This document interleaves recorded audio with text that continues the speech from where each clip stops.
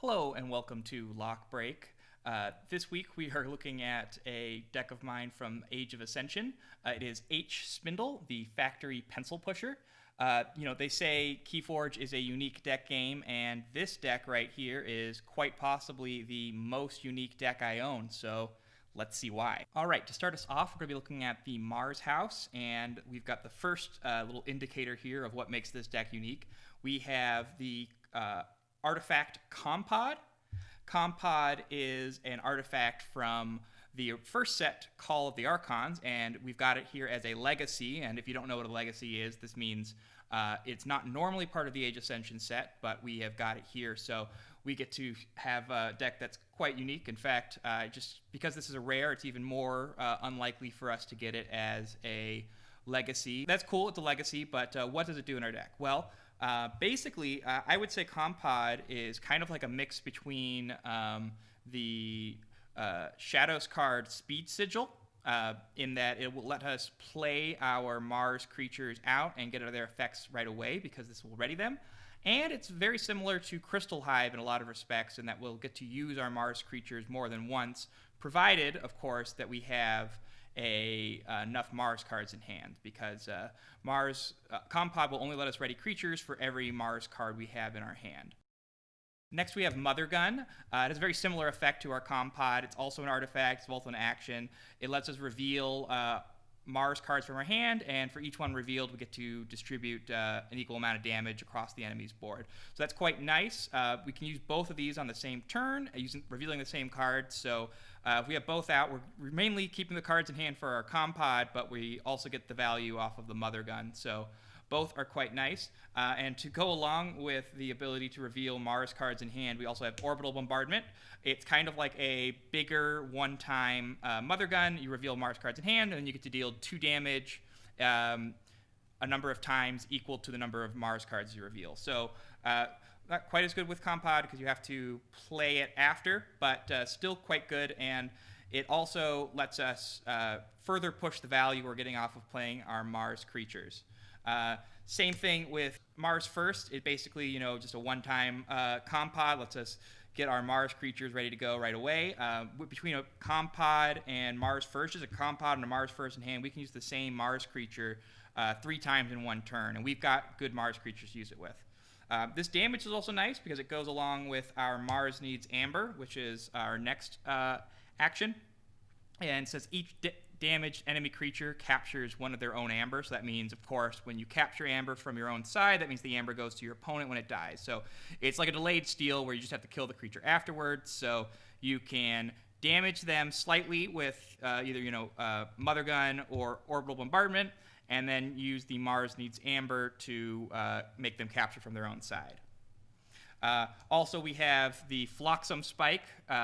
It's mostly just it's mostly just an Amber Pip, but if we're in a situation where we have no cards on our side and the opponent has at least 3 creatures on their side, we can play this and destroy all their creatures except their flank creatures. So even a situation where they have like 2 creatures out, it's not that useful, but luckily it doesn't give us chain, so it is one way to control the board.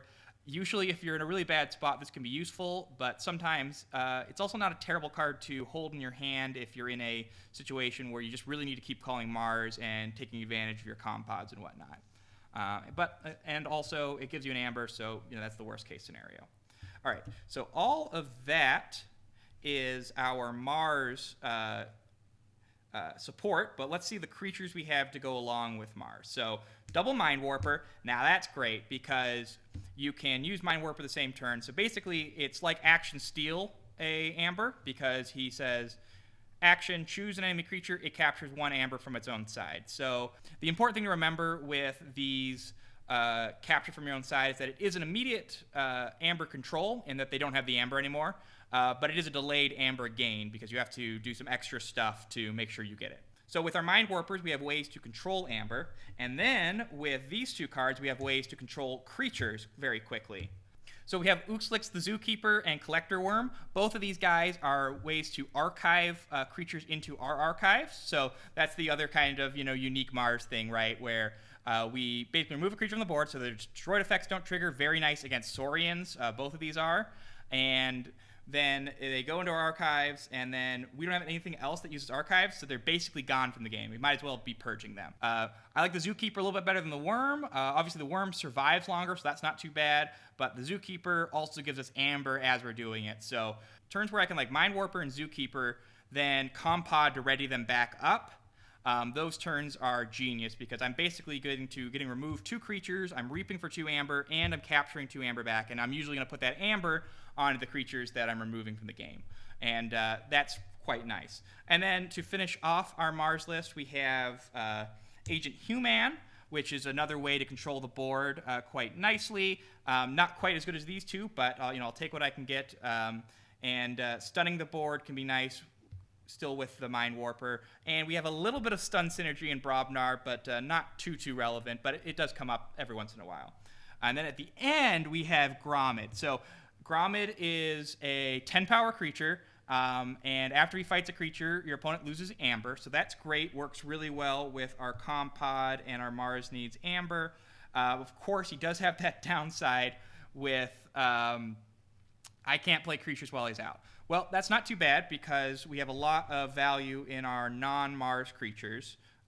So if we establish a board and we finish it off with a Grommet, that could be quite nice. Second, we can get value off our Grommet right away with the Compod, so he's getting to fight. And we have a little bit of Brobnar synergy that'll let us keep value with Grommet despite the fact we can't play creatures.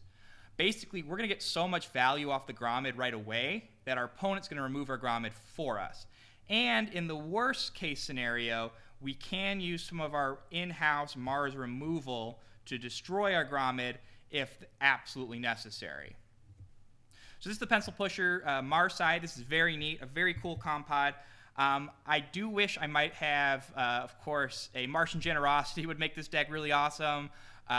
Battle Fleet would also be very cool, but I believe that would be a second legacy because I'm not sure. I think there isn't Battle Fleet in Age of Ascension. I'm not as familiar with Age of Ascension, but a way to draw cards in-house for Mars would have made this a house very powerful. But as is, we still have a lot of things going on that are working to our advantage. And this is definitely a great showing for a legacy card in Age of Ascension. All right, so I said that the legacy rare was one thing that made this deck very unique. So a legacy in this deck, that's cool. I'm sure you've seen legacies before. Maybe not a legacy rare, perhaps. But we also have a Maverick in the same deck. So let's move over to Dis. We have our Maverick, which is Whistling Darts. Whistling Darts is normally a Shadows card, but we got it here in Dis. If you don't know, Whistling Dart does 1 damage to each enemy creature. So it's a one-sided way to damage all the enemy creatures. Can wipe out wards against Worlds Collide, or can just get everybody damaged just a little bit, plus gives you an Amber for playing it. There is one card that would make this very good in Dis. We don't have it. We do have, as a little consolation prize, Pandemonium. So Pandemonium makes it's another capture card, which we're already doing a bunch of capturing here. So it says each undamaged creature captures 1 from its opponent. So if we play Whistling Darts, then Pandemonium, then only our opponent's Amber is going to get captured, not our opponent's creatures. Of course, swiping the board is another way to take advantage of Pandemonium. Plus, we get Amber for playing it, and hopefully we don't even have to lose that Amber right away. To go with that, we have some more disruption in Dis. So we have Banish, puts a creature in our opponent's archives. Would have been nice if we put it in ours, but at least it gets it off the board. Not finished with you. This will let us continue to... this is quite powerful with our Mars cards because it'll let us basically get a double dip, and we can take a bunch of great Mars turns where we're just playing and compotting and doing all that fun stuff. So Not finished with you, if we time it right, can be very powerful with Mars. Binding Iron is another disruption card, gives your opponent 3 chains. Soulkeeper, another way to just kind of make the board a little bit more troublesome for your opponent. Gives us an Amber, destroys the most powerful enemy creature. Can be useful. I like to put this on something like Grommet as well, or something I like to keep around. Plus, putting on a big guy can be useful with some of the stuff going on in Brobnar, so not too bad there. And then we have one artifact as well, Lash of Broken Dreams. This is quite nice. Makes it kind of worth it to take a turn off and call our Dis, because at least we're stopping them from forging key or making them lose 3 amber. Either way, it's great.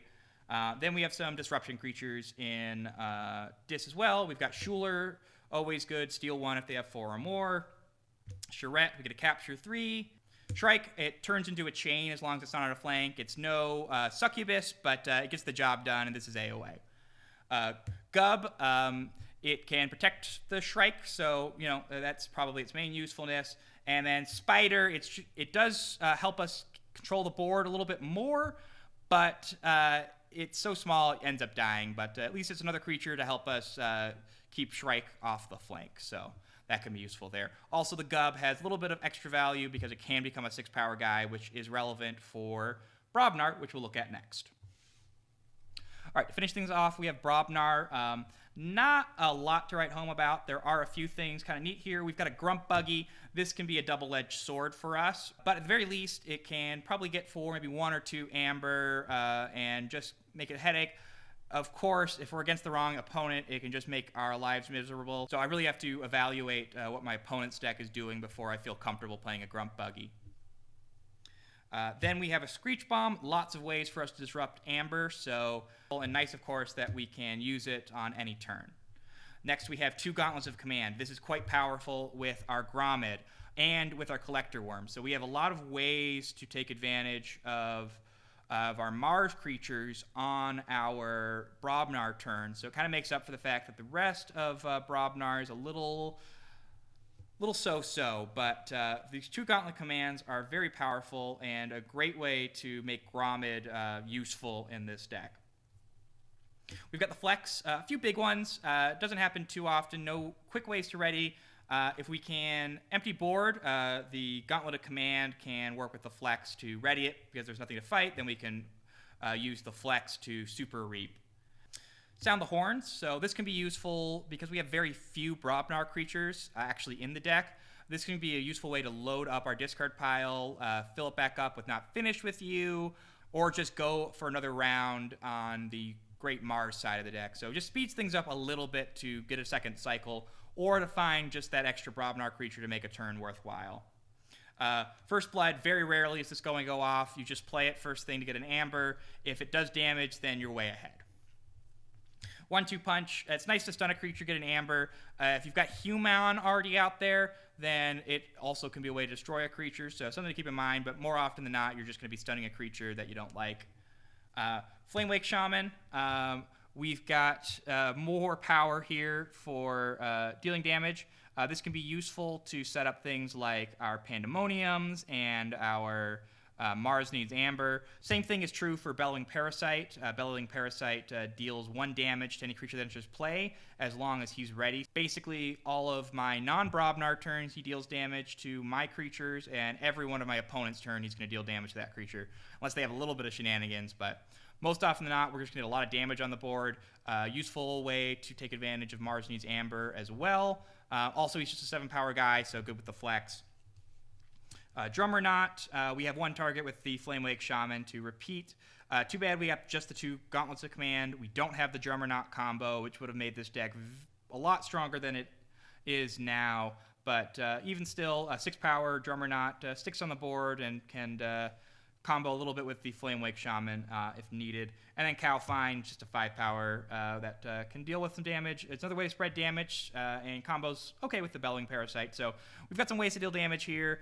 Grump Buggy, we have 1, 2, 3 Grump Buggy targets in-house, plus the Sound the Horn. So we can get a little bit of taxing, and we've also got taxing with the Screech Bomb. So that is our Brobnar house. It's so-so. Okay, so to finish out, here's kind of the key cards from the deck. We've got the Gauntlet of Commands. They kind of work well with the Gromid. We've got the Compod to keep using our creatures like Gromid and the rest of the Great Mars stuff we have in here. We've got Mars Needs Amber. Combos very well with the Bellower over here, as well as with the Whistling Darts out of Dis. Whistling Darts out of Dis also works well with Pandemonium, as does the Parasite also work well with Pandemonium. Grump Buggy, kind of interesting. As long as it's not too bad for us, it can be very powerful against our opponents. We also have a nice smattering of Amber control in Dis. So the biggest weakness is that we're very reliant on our artifacts, the Gauntlet of Commands, the Compod, the Lash of Broken Dreams. So we want to get those out very early in the game. Basically, this deck always mulligans for a Compod because Compod's very powerful, and we kind of fold a little bit against, Hawks and basically any good Amber control is going to take us out. EMP Blast is the absolute worst because it just completely wrecks our great Mars board, wrecks all of our great artifacts, including our great Mars artifacts. But this is a really fun deck, not necessarily the most powerful deck in my collection, but one I absolutely love to play, and I have a great time playing it. So that's it for the lock break. If you liked the video, make sure to like it on YouTube. And if you're interested in me looking at one of your decks, just follow the information in my description, and I'll be sure to give it a look. Hope to see you guys next time.